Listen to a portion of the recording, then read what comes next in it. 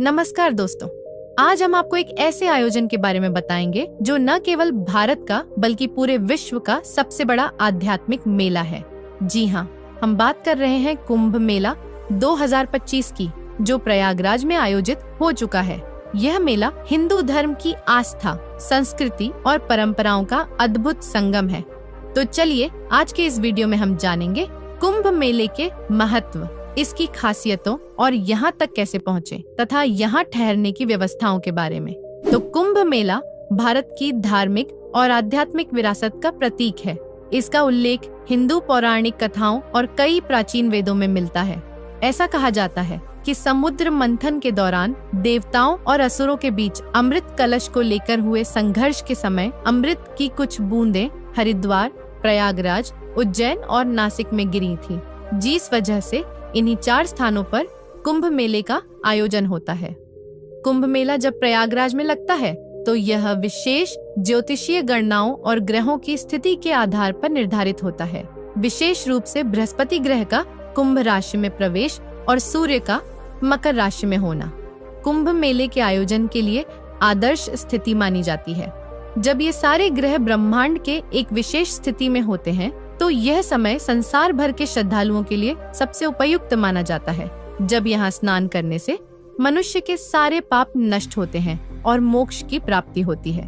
प्रयागराज का संगम वो स्थान है जहाँ गंगा, यमुना और अदृश्य सरस्वती नदी एक जगह पर आकर मिलती है। उसी जगह को भारतीय संस्कृति में सबसे पवित्र स्थान माना गया है। यहाँ सिर्फ 3 नदियों का मिलन नहीं, बल्कि आस्था, भक्ति और मोक्ष का द्वार है। इस बार के कुंभ मेला में पहले से कहीं अधिक नागा साधु अपनी पूरी शक्ति और आस्था के साथ जुटे हैं। उनके आने से मेला और भी आध्यात्मिक रूप से संपन्न हो जाता है। लाखों श्रद्धालु इन साधुओं के दर्शन करने के लिए दूर दूर से प्रयागराज पहुंचते हैं। नागा साधु न केवल अपने आचार व्यवहार से बल्कि अपने विशेष अंदाज और साधना के तरीके से भी लोगों को आकर्षित करते हैं।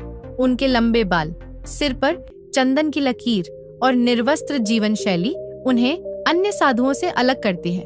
कुंभ मेला में नागा साधुओं का जुलूस बहुत ही भव्य और आकर्षक होता है, जिसमें वे गेरुआ वस्त्र पहनकर शंख और डमरू के साथ चलते हैं।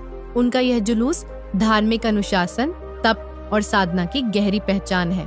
कुंभ मेला के दौरान प्रयागराज शहर को एक विशाल धार्मिक नगर में बदल दिया जाता है।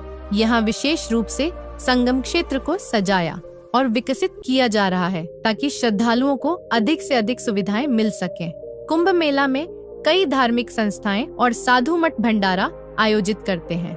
मतलब होता है कि यहाँ पर आने वाले सभी श्रद्धालुओं को मुफ्त में खाना खिलाया जाए तथा यह भोजन आम तौर पर साधारण लेकिन पौष्टिक से भरपूर होता है, जैसे दाल चावल, रोटी सब्जी और हलवा शामिल है। और आइए अब जरा जानते हैं कुंभ मेला 2025 की खासियत और एक ही टाइमिंग के बारे में। तो कुंभ मेला 2025 14 जनवरी से शुरू होकर 26 अप्रैल तक चलेगा। इस दौरान संगम पर पवित्र स्नान की विशेष तिथियां हैं। मकर संक्रांति, मौनी अमावस्या, बसंत पंचमी और महाशिवरात्रि जैसे पर्व कुंभ मेले के मुख्य आकर्षण हैं। यहाँ का वातावरण पूरी तरह आध्यात्मिक हो जाता है। श्रद्धालु पवित्र स्नान करते हैं।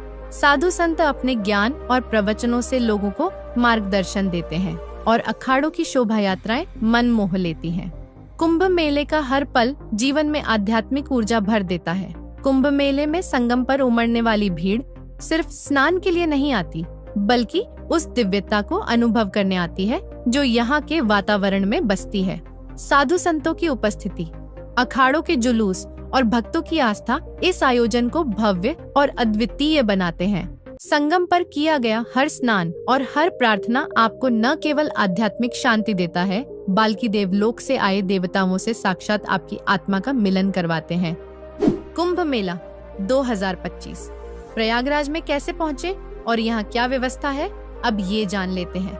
तो अगर आप भारत के किसी भी कोने से यहाँ पहुँचना चाहते हैं तो आपके सामने 3 विकल्प हैं: सड़क मार्ग, हवाई मार्ग और रेल मार्ग। सबसे पहले हवाई मार्ग को देखें तो अगर आप जल्दी से प्रयागराज पहुंचना चाहते हैं तो हवाई यात्रा सबसे सुविधाजनक तरीका होगा। प्रयागराज का बमरौली एयरपोर्ट शहर के केंद्र से लगभग 12 किलोमीटर दूर है। और यहाँ से आप टैक्सी या ऑटो के जरिए संगम घाट तक आसानी से पहुँच सकते हैं। दिल्ली, मुंबई, कोलकाता और अन्य बड़े शहरों से प्रयागराज के लिए फ्लाइट्स उपलब्ध हैं। लेकिन ध्यान रखें कि कुंभ मेला के दौरान एयरपोर्ट पर भारी भीड़ हो सकती है, इसलिए फ्लाइट्स पहले से बुक कर लें तो अच्छा रहेगा। दूसरा जरिया है रेल मार्ग से यात्रा करना। तो रेल मार्ग से यात्रा करना भी एक बेहतरीन विकल्प है। यहाँ का प्रयागराज जंक्शन एक प्रमुख रेलवे स्टेशन है और यह संगम से काफी करीब भी है। यहाँ से आप आसानी से ऑटो, टैक्सी या बस द्वारा संगम घाट तक पहुँच सकते हैं। प्रयागराज के लिए सभी प्रमुख शहरों से ट्रेनें चलती हैं और कुंभ मेले के दौरान भारतीय रेलवे विशेष ट्रेनें भी चलाता है ताकि श्रद्धालुओं की संख्या के हिसाब से ज्यादा सुविधाएं उपलब्ध हो सके। तीसरा है सड़क मार्ग से यात्रा करना। जी हाँ, अगर आप सड़क मार्ग से यात्रा करना चाहते हैं तो यह भी एक अच्छा विकल्प है। दिल्ली, कानपुर, वाराणसी जैसे प्रमुख शहरों से प्रयागराज के लिए सीधी बसें और निजी वाहन उपलब्ध हैं। राष्ट्रीय राजमार्ग संख्या 2 और राजमार्ग संख्या 27 से आप आसानी से प्रयागराज पहुंच सकते हैं। यात्रा के दौरान आपको रुकने और खाने पीने की पर्याप्त व्यवस्था मिल जाएगी।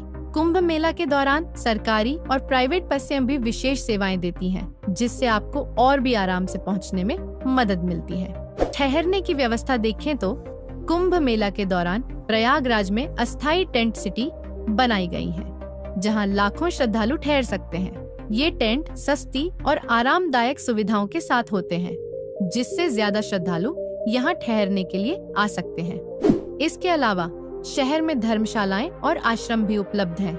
वहीं अगर आप ज्यादा आरामदायक व्यवस्था चाहते हैं तो शहर के होटल्स में भी रुक सकते हैं। लेकिन ध्यान रखें कि कुंभ मेला के समय होटल्स में पहले से बुकिंग करवाना बेहतर रहेगा और कुंभ मेला के दौरान होटल्स के रेट काफी महंगा भी मिलेगा। यात्रा से पहले कुछ ध्यान रखने योग्य बातें। कुंभ मेला के दौरान प्रयागराज में दुनिया भर से लाखों लोग आते हैं, इसलिए यात्रा के दौरान आपको सुरक्षा और अपनी चीजों का ख्याल रखना जरूरी है। स्नान की तारीखों और दिशा निर्देशों के बारे में सही जानकारी लेकर ही यात्रा पर निकलें। तो दोस्तों, अगर आप 2025 में कुंभ मेले का हिस्सा बनने की योजना बना रहे हैं तो अभी से अपनी तैयारी शुरू कर दें। इस अद्वितीय आयोजन का अनुभव आपको न केवल भक्ति और आस्था से भर देगा, बल्कि यह आपके जीवन को नई दिशा भी देगा। धन्यवाद।